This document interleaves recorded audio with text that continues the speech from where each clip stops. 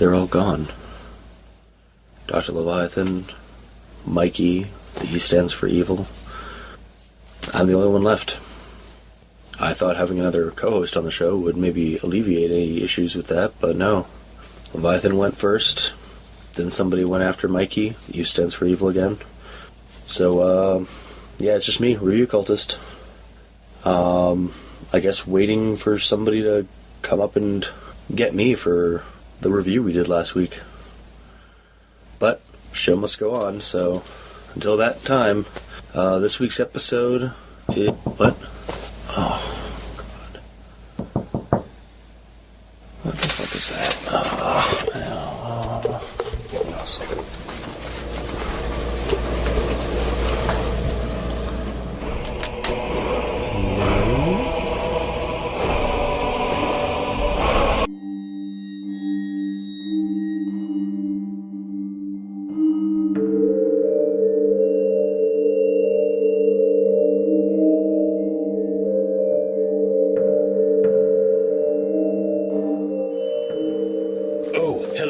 Welcome to Dente Rigamortis. I'm Review Cultist. And I'm Dr. Leviathan. And I'm Mikey. The E stands for evil. And we're here to discuss those internet stories, most creepy and most pasta. Tonight we have Skyrim's Secret. So for those of you just tuning in, creepypasta are short, scary stories that get copied and pasted across the internet via Reddit, wikis. Just go check it out on Google. So Skyrim's Secrets is by Sean Blevins. And is read by TheSamUtari on YouTube. So you can go check those out on creepypasta.com. But the rundown is thusly. This guy is playing Skyrim and he's looking for Easter eggs, or he's trying to go beyond the game's levels. And see what the developers have left behind in the space between the levels. You mean outside the map? That's what I mean, yes. Outside the map. Because you're talking like it's a Mario game. So I probably know about this game about as much as the narrator does. Apparently. So yeah, he goes beyond the map and is looking for Easter eggs and stuff, and he finds a couple. But he finds one that takes his notice more, and it's this white manor on a cliff. And he goes up to it, and it's low res, low poly, not a lot of textures on it, except that it's a green lawn and a white building. And he goes into it, and there is it's unfurnished and stuff except for a podium with a book. And so he goes, checks out the book. The book is blank when he goes to read it. Also, it has no title.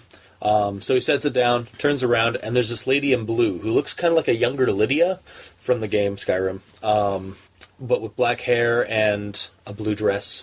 And she gives him a cryptic message. Wealth is temporary. What is here today will be gone tomorrow. Yeah. But after that message, he leaves and then considers trying to find her code in the game and put her into the game because, hey, she was kind of hot. I'm going to marry her in the game. Because apparently that's what you do in Skyrim. Yeah? It is, but it's just like, yeah. So... So yeah, he goes. He goes back to goes back to his normal life and stuff. And then that day he gets mugged on the way. I think it's the next day because the message said, "What is here today is gone tomorrow." Yes, the next day he gets mugged on the drive home or on the walk home, and drive-by mugging. This is GTA, motherfucker. Oh no, it's one of those dastardly land pirates. Yarp, stick 'em up. Oh god. But yeah, so he gets mugged, loses $80, and he didn't have a whole lot of money to begin with. And he's mugged by a nondescript guy in a hoodie, so the cops aren't going to be able to find him. And so he just kind of like, well, shit, fuck, all right. So a little bit passes, and he goes back to Skyrim, and he ends up going back to the manor, which is called it was called the Husfertap Manor. Husfertap. I don't know. And again goes to the girl or the woman, and she's slightly older this time. not as hot. And she gives him another cryptic message, which is, a man works hard for his coin. He works hard for his coin. But when he ceases to be useful, he is cast away to starve. yeah. So, again, goes out of the game and finds out the next day or whatever that he's been laid off from his job because they can't afford to keep paying him. So he's all pissy about his boss being an asshole. And goes to tell one of his buddies about the whole like circumstance, and because he's also like does that whole like goes off to beyond the map and is trying to go beyond the map and see what all the Easter eggs are, and so he shows him the manor and shows that the person is a lot older now, and he points that out. He's like, yeah, she keeps aging every time I go, and this crappy low-res manor is getting all sorts of graphical additions. yeah, exactly. Yeah, it's getting all these graphical additions that I guess it's just kind of like, well, because it's crumbling, but like I'm just assuming, I don't know 100%, but I'm making an educated guess that the deterioration of a building is graphically more complex than if it were to just remain the way it was. Yeah, exactly. And he does point that out, like, oh, it actually gives the building a little bit more character, although not in the right way. Yeah, because everything in fucking Skyrim is, perfect, well built. Yeah. Just check out all those ruins that you have to go through dungeon crawling. But yeah, or Markarth. So goes up to her and she gives him another cryptic message, which, yeah, sorry, Leviathan, I can't remember all. Your home is your sanctuary, and you do all you can to preserve it. But what happens when others aren't as responsible? Yeah. So and that was 2 sentences, not one, like I read it. Yes. And so he's like, "See, I told you." He was like, "What are you talking about?" All I heard when she opened her mouth was static. Duh. So Fus Ro D. Fus Ro D. Yeah. Yes. So he slams his laptop down and like runs out to his apartment and finds that it's been set on fire. Well, I mean, the buildings. Yeah, the burning's crumbling in flames.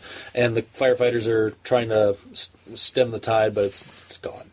So the one guy tries to stop him. It's like, but what happened there? And it's like, oh, some douchebag left the stove on and lit a cigarette, blew up the whole place. Did you live there? It's like, yeah. It's like, my condolences, and then walks away, and then goes away. Now here's my question. Yeah. The fuck do they know that's what happened? Yeah, because I'm just saying, if he's the guy, well, that was the arsonist. One feasible way could have been like, oh yeah, the guy who accidentally started the fire, he's out and he's telling people like, oh shit, I'm a douche. But the way the story is, it kind of. But I don't know if he would have been alive. Yeah, because the way the story goes is like, yeah, he as soon as he lit up a cigarette. Like, I don't know, after getting a face full of, flame, I'm not really going to be able to find a door, maybe. Yeah, exactly. If I do find a door, I'm not going to be able to tell you which door it is. He's like, oh man, I got to get out of here. Goes into the closet. Fuck, I'm in the bathroom. Well, I gotta poop anyway. Exactly. So, yeah, he's lost everything except for his laptop and his copy of Skyrim, and the shirt and the clothes on his back and whatnot. Anyway, and that $80 in his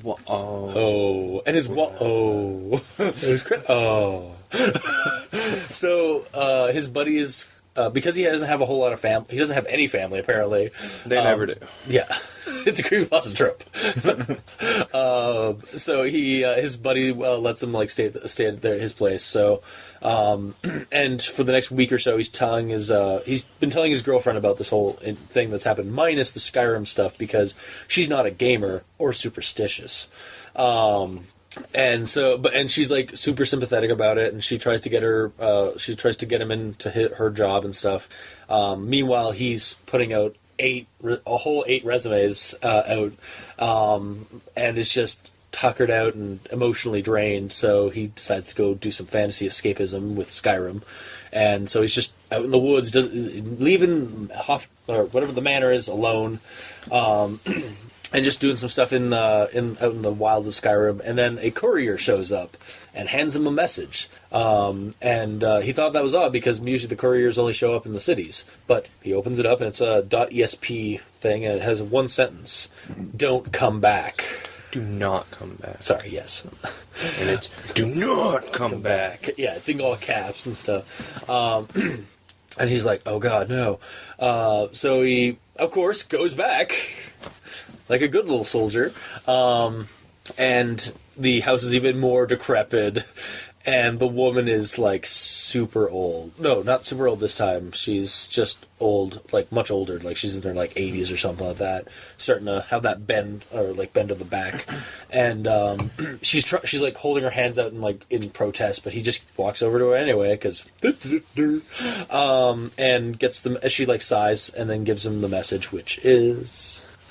Love is a powerful feeling. But it is so fragile in this chaotic world, which shows no mercy to even the closest of lovers. So he is just like, it's like his heart just sinks. I was like, no! Slams the laptop down, runs out, steals his buddy's car for a minute, which luckily he was asleep, and drives over to his girlfriend's place, and the lights are on in the kitchen. Good, she's home. Goes up to the door, starts yelling for her name, not responding. Starts bashing through the door, breaks through the door, and runs into the kitchen and finds her foaming at the mouth, blood pooling out of the back of her head, dead on the floor. He knew she was epileptic. He knew that she had episodes, and it's like she must have had an episode, and then cracked her head on the corner of the table. So he mourns his girlfriend. Hold on.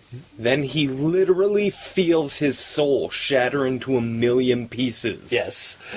I think he means figuratively. Yep. It is a common Wow. I don't care if it's common. It's still wrong. I know. Yeah. Well, technically, it's so wrong that they changed in the dictionary, so literally no longer means literally. Literally? Literally. So not literally. Yeah. So, did you know that gullible isn't in the dictionary? Go look it up.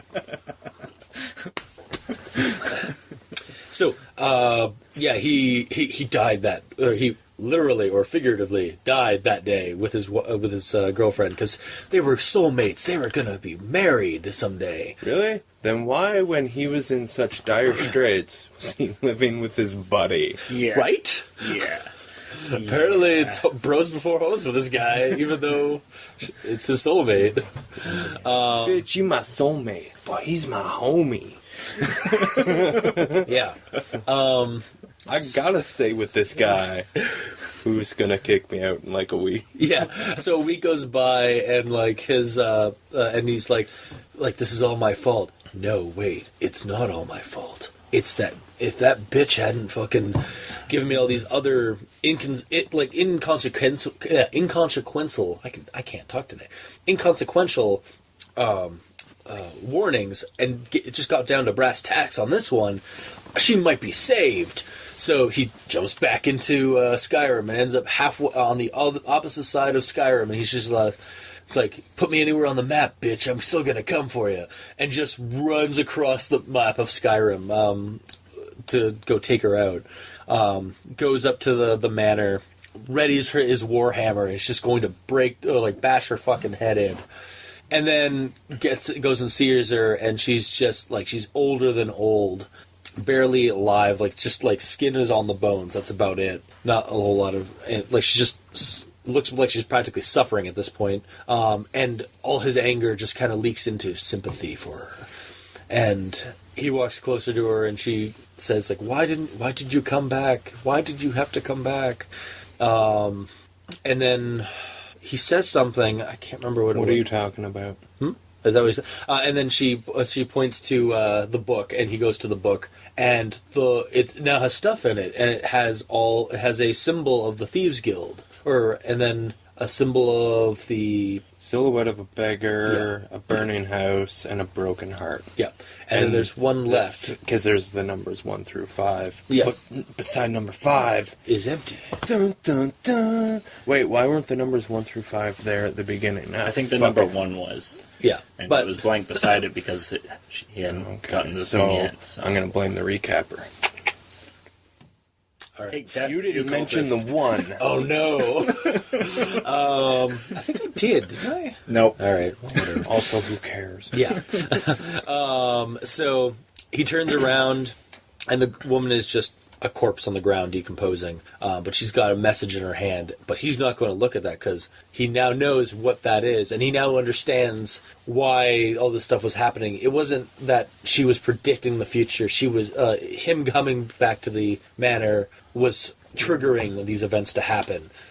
And so he just walks out of the crumbled ruins of this manor, not reading that message because that'll trigger it, and just has a shitty life up after this point because his buddy eventually kicks him out of the house.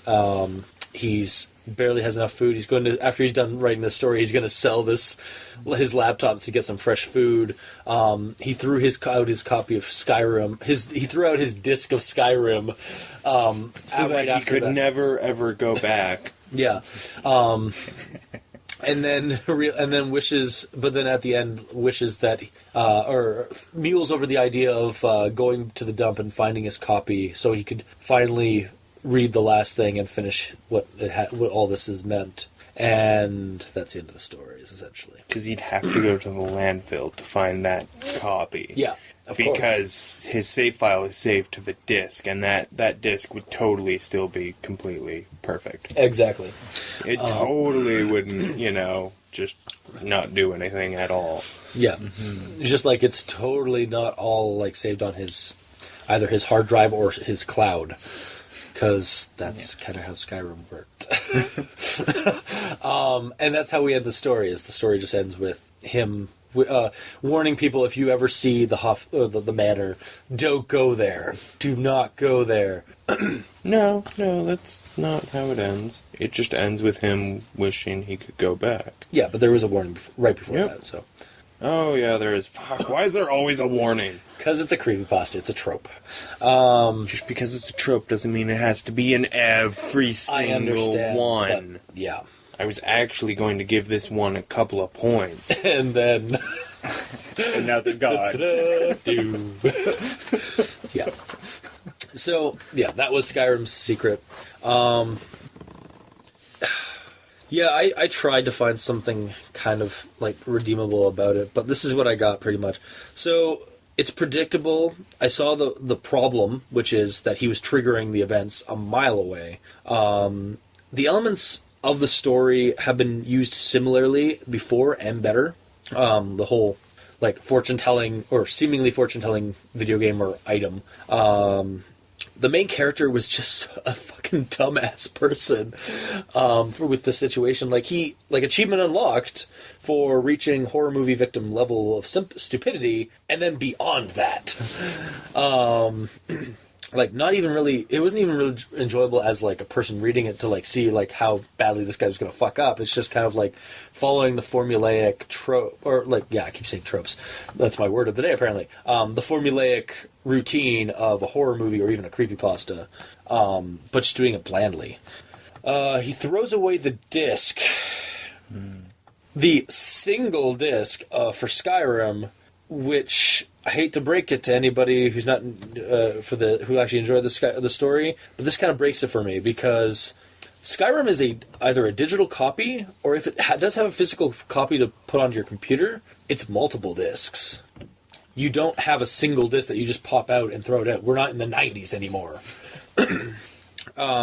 Which again, hammers to this. It looks like this. It feels like the story was taking from other video game creepypastas that were probably done for 90s style video games or something like that, and just throwing it out. Yes. Skyrim actually does fit on one DVD. Oh fuck, does it? Yeah. Okay. I wasn't gonna say anything. Wasn't gonna say anything because I play it on the Xbox, or I played it on the 360, not the PC, but yeah. Okay. Well, All right, I'm the bad guy for that one. I'm sorry, but still, like, you don't need the disc to play the game. No, it's already on your computer. The thing with the PC copy, from what I've read, is that it has a Steam key or whatever. So you put in the disc, and the disc you can install from the disc, but automatically it starts installing using Steam.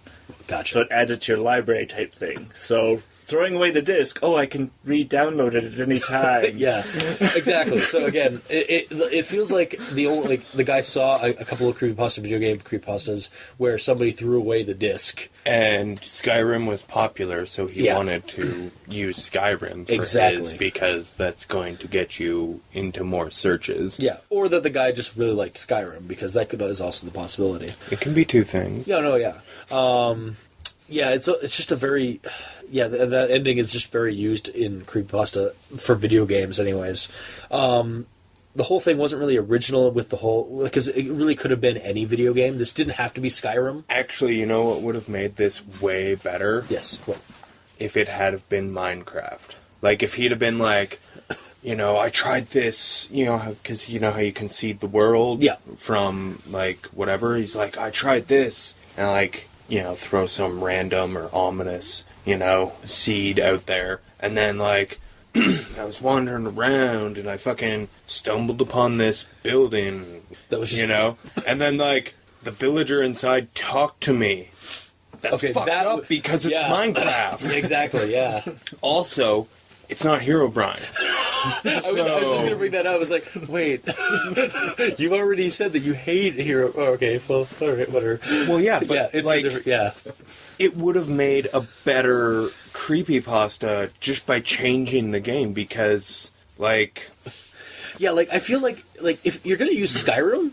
Use something in Skyrim. Don't use something off the map of Skyrim. Don't do something with the shouts. Yeah. Like, you find a shout that's fucked up. Exactly. And it's using it in the game is having effects on the real world. Yeah. The other thing, there's nothing about this pasta that says it has to take place in Skyrim. No. It could take place in Zelda. It could take place in fucking Gears of War. Yeah, exactly. It could any game where you're able to like find game where you can go in a house. Yeah, pretty much. So any game. The other thing that I think would have been made this better, or like that the guy could have done a lot better, was just invent a new game, like a create your own like game title or something like that. Call it like the fucking Husfertap Manor like indie game that you found online somewhere. And I'm sick of those. All right, fair. Because then it's something that I found because I'm so awesome, because that's what those ones always are. Yeah, okay, fair. If done differently, maybe, but but no one will. Yeah. From what, so that's pretty much my stance, is that there wasn't a whole lot. There's a lot of stuff, like a lot of like repeated content in this that I've seen before, and it really wasn't done very well. And the whole premise kind of is hampered by the fact that it didn't really have anything to do with Skyrim, aside from that was the game you chose to have this set in. Otherwise, it could have been any game. Yeah. And again, like Leviathan pointed out, Minecraft would have been a really good option for this. Exactly. Like, and you wouldn't have had to change much of anything. Yeah, exactly. It literally could just be, you found a... And the fact that that's not what happens in Minecraft would have just made it a little creepier. Exactly. But you go with, like, that haunted seed. Exactly. And, it would have been not great, maybe, but... It would have been better than what we have. Exactly. I mean, all of the other shitty shit would still have to be changed. Yeah. Yeah, like... Maybe, I don't know, put more thought into, like don't just take what, because it feels to me like the person, like, had read a bunch of other video game creepypastas and was just borrowing ideas from those, or just borrowing, like, well-used tropes of video game creepypastas and just throwing it in there. It wasn't very original for any of its ideas. Yeah, I mean, it didn't have to be Skyrim. It could have been a fucking Magic 8-Ball. Yeah, exactly. Yeah. It could have been a Zoltar wishing machine. Actually, I think it would have been badass if that's what it had been. Yeah. Just gets up the reference. So, Mikey, do you have anything else to add? Well, it took me a while to get through the first few paragraphs just because of how heavy it was on Skyrim. And in the first couple of paragraphs and saying things, I was like, this guy doesn't know video games. Let's see my notes here. Oh, because of his... Yeah, how unrealistic they were. I was planning to play Skyrim just to see if I could find it, but then I was like, no, then I wouldn't be here doing this podcast because I'd still be playing Skyrim. Because that's what happens with Skyrim. Yeah. Oh, fuck. It even opens with a goddamn warning about the manor. Yeah. Yep. Yeah, so a thing about invisible walls in general, the developers put invisible walls in games because nothing is programmed beyond said wall. Yeah. You go through it, oh, suddenly you're falling through the entire level. I hear you on that, and that is generally true. However, I have seen Easter egg hunters on YouTube and stuff that have, like, or even speedrunners that find, like, clips in it and do, like, go beyond the map. And there is a little bit more, but it's not, like, it's not the mountains and, like, like, deserted forests that he describes. Like, yeah, it's... But there are sometimes, like, things just beyond the border. But, yeah, no, I get what you're saying there. Yeah. And then the introduction of the mansion being low res. I don't know. Typically, if somebody programs something to a game, it uses specific assets. And those assets change through the development. Yeah. So, the only thing I can think of is that it would use the same assets, but maybe there'd be some missing because they changed the name of it or something. Yeah. Like, it's not just this original... So, in other words, it should have still looked like any other manor in all of Skyrim. Yeah. Yeah, maybe just no textures on it. Like, it's just a white version of that building.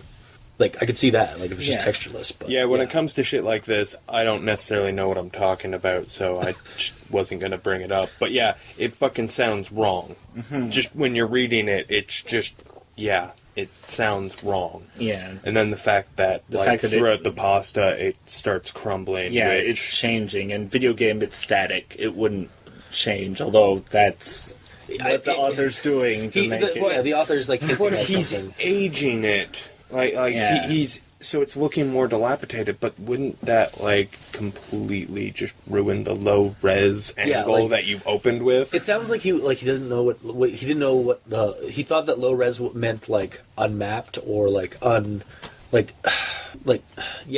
know why he used low-res, because it doesn't, like, the way he describes it afterward does not scream low-res. Yeah. Like, untextured maybe, but no low-res. Yeah, it's just... Yeah. Yeah. And then using the disc to play Skyrim. Yeah. Like, installs. Yeah, it installs. We all found that one. And then, what got me able to read it was because I thought, well, maybe it's all in his head, was my reasoning to get past the whole Skyrim thing, because section doesn't exist in the game, it's all in his head, and then he shows it to his friend. And he sees it physically, but he doesn't hear the message. He doesn't hear it, but he sees it. Yeah.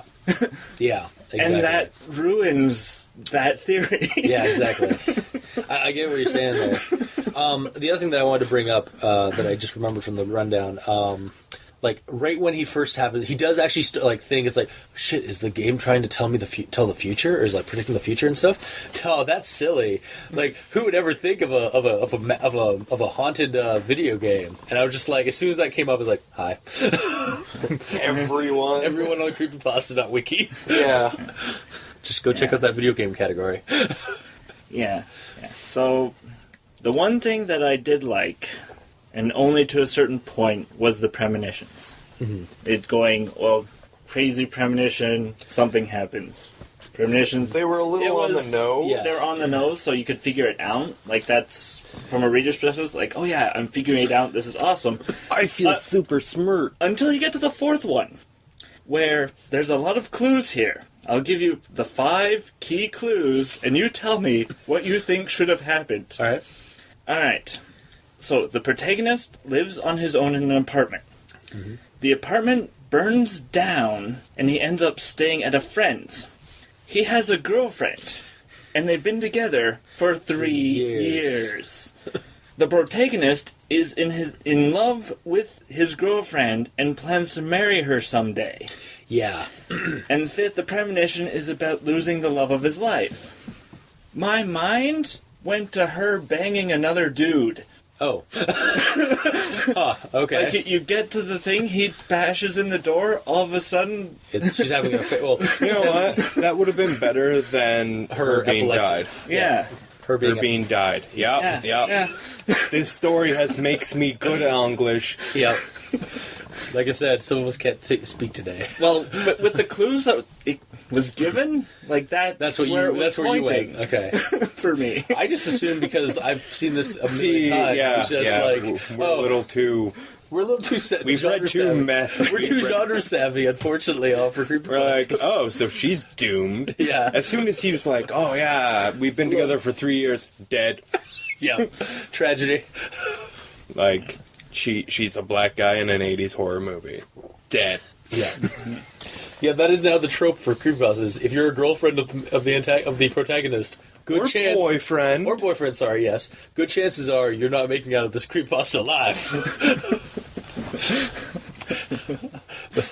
The better half always dies first. Sorry, was there anything else? Well, I have notes on how I would have made it better. All right, we'll go into Are that. any of them as awesome as Make It Minecraft? No. Because you got to admit, Yeah. I'm amazing Well, and humble. Clearly. mine was to turn essentially the Skyrim sequences into dream sequences or mental sequences, so it's all in his mind. And then when he goes to show it to his friend, he can't physically. Yeah, because it doesn't exist in the game. Yeah. It's all in his head. And then He's just running up against an And invisible then wall. Yeah. the prophecies turn those into his subconscious, telling him that his world is falling apart. And then the mansion That he's not is aware the of. Yeah. symbolism of that destruction of his own life. Symbology. So what I'm getting at is that you like think out a better story and make it more intelligent. Yeah. Make it more original. It's the same story. It's just made more original. Yeah. Exactly, yeah. And, a little more intelligently. Yeah, and then replace some of the premonitions, like have the second one, where the character is fired, have him fired from for coming in late too often. Yeah. Yeah, like show that And then- it's actually his fault, not have a point to that. Yeah. And then the third one, where his apartment burns down, instead of having his apartment burned down, have him being evicted for not paying his rent because he spent so much on a laptop to play Skyrim. So it's all his fault, but he's blaming the game. Yeah. Because, And then instead of his girlfriend dying, having her bang another dude. maybe his buddy. Yeah, his friend. Well, yeah, but he's... Yeah. Yeah. And then He can have two friends. How about that? Let's say that. Yeah. And then Because they never seem to have more friends than they need. Yeah. Yeah, and then have him uninstall Skyrim, like put it in a box away, it's off there, and then have him go back to the mansion in a dream or whatever, because it's in his mind, and then the Or premonition in a is different game. Yeah. yeah, and then have the premonition blank at that point because all the stuff that his mind realized was happening has come to an end because he's put Skyrim away. Yeah. And in that case, in this version of the story, Skyrim's true secret is video game addiction. Ooh, so it has a message now too. Yeah. Again, a little bit more original and intelligent than the actual story that we got. Also, I feel like the in this, like in the version we got, or in Mikey's version, it would have been the getting mugged would have been more meaningful if it had have happened after he got fired. Yeah. Yes. Because, I mean, like, okay, yeah, you work a minimum wage job. $80 is important to you. I get that. But you just got fired from then- your minimum wage job, and you get mugged for $80? That's Yeah. almost devastating. Yeah. Yeah, and then that leaves one premonition that he wouldn't be able to foresee without some form of cognitive ability. Yeah. But yeah, that to me that one just works better if they had if it had been switched. reversed, because it would have also still followed the rule of escalation that he seems to be going for, because I got mugged, and then I lost my job. But getting mugged, if you look at it differently, is an escalation from getting fired, because I got fired, well, okay, I'll get another job. And then I got mugged. At least for a brief minute there, my life was in danger. Or so I thought, because why else would the fuck would you give them your wallet? Yeah. So it still has the escalation. To, like, you have to look at it that different way. Like, getting mugged is a shittier thing than losing your job. Because, you can find another job. Getting mugged, well, Your life is that's threatened. actually dangerous. Yeah. Getting Your life- fired, there's no real there's no, like, physical danger to your body in getting fired. Unless you got fired for doing something unsafe at your job. Yeah. It's like there's an emotional danger there, or like stress of losing your job there. Yeah. And then there's the physical stress and of possibly getting hurt or Stabbed, die. shot, clubbed upside the head. Yeah. Exactly. Yeah. So There's, yeah. not to belittle losing your job, because, that fucking sucks. Yeah. But, I don't know, I like those two reversed, because, when you have a job, you know what, I'll go into work tomorrow and I'll make back most of the $80. I mean, it's not ideal because you had something stolen from you, but, like, life goes on. Yeah. But I got fired, I've got, like, another paycheck coming in, and it's not even going to be a full paycheck, and I just got mugged for $80. Fuck. Yeah, exactly. It's a lot more like punch. Yeah. All right. Anything else from you, Mike? E? E stands for evil? No, I've gone through my notes. All right. That's pretty much everything that I want to talk about, and other stuff I just want to forget. Yeah. I mean, I'll say this. It's nice that we finally had a video game pasta that was based on a video game that I actually have fucking played. We had the other Elder Scrolls one, Morrowind. Yeah, but I played Skyrim. You remember playing Morrowind? Yeah, you actually. I played a bit of Morrowind. I didn't get very into Morrowind because I fucking broke the game super early, and then it just wasn't any fun to play. Gotcha. Whereas Skyrim, couple 100 hours probably. Yeah. We're talking a big difference. Yeah. So It's a game that we're all really familiar with. yeah, I just wish it had been a fucking decent pasta. So there is one last thing I'd like to add to this.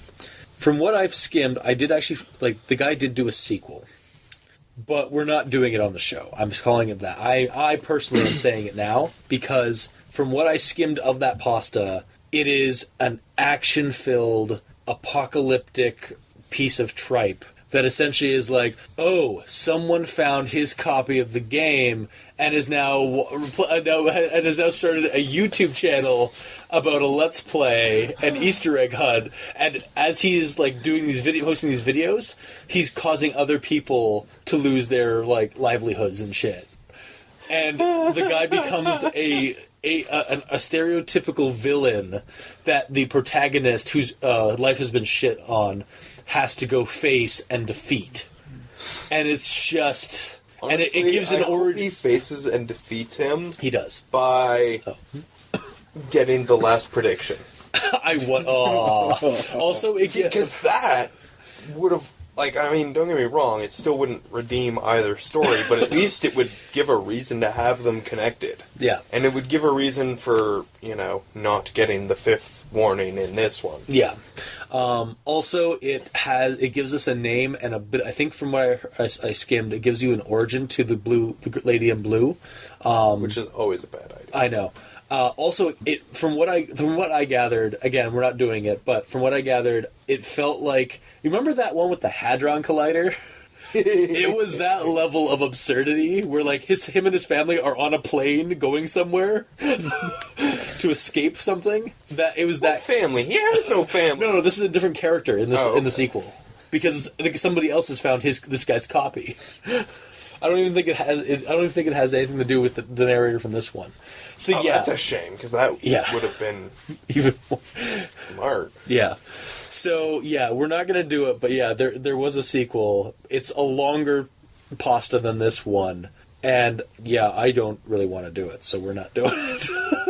I won't subject my co-hosts All right. who already. That being said, audience, the cultist is prone to caving into popular pressure. So if you would like to post on any of our channels, whether it be on Facebook, Twitter, YouTube, Tumblr, if you would like to send us an email saying, no, you should totally do Skyrim Secrets too.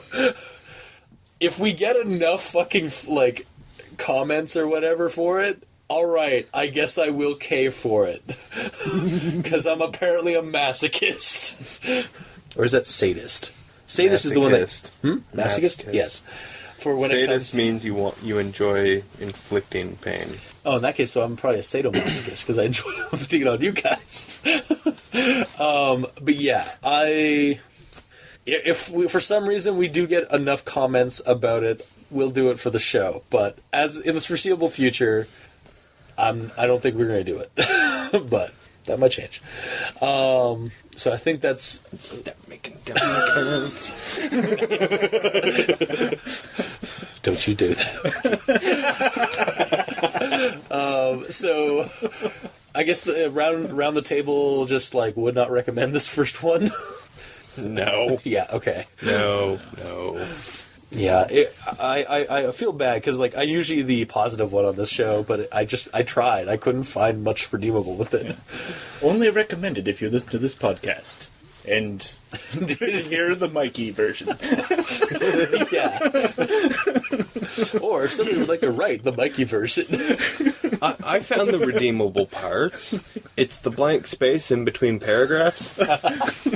Aww. So, that was this week's episode of El Dente. Leave a comment in the comment section below, like I said, if wherever this gets posted, whether it be on Kiwi6, Tumblr, Facebook, YouTube. We're the two of us are skywriting. Yeah. Hey, that would be hilarious and kind of creepy in its own right. It's like, how do they know where we live? Also, how do I comment on that? Exactly. Me and the Doctor on Twitter at Dr. Leviathan at Review Cultist. You can send us an email at aldenterigamortis@gmail.com. That's aldenterigamortis@gmail.com. Where you can also send us other suggestions you'd like us to discuss on the show. So, until next time, I have been your host, Review Cultist. I'm still Dr. Leviathan.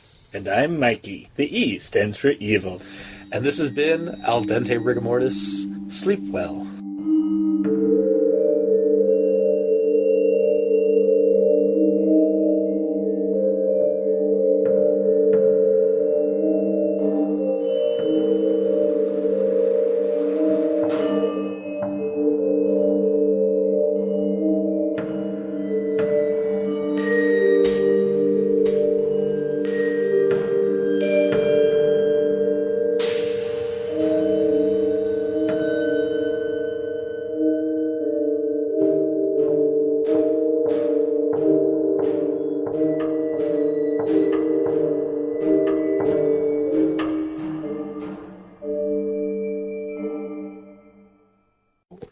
My domicile, on demand, is my remote. That was on recording. I was like, we record?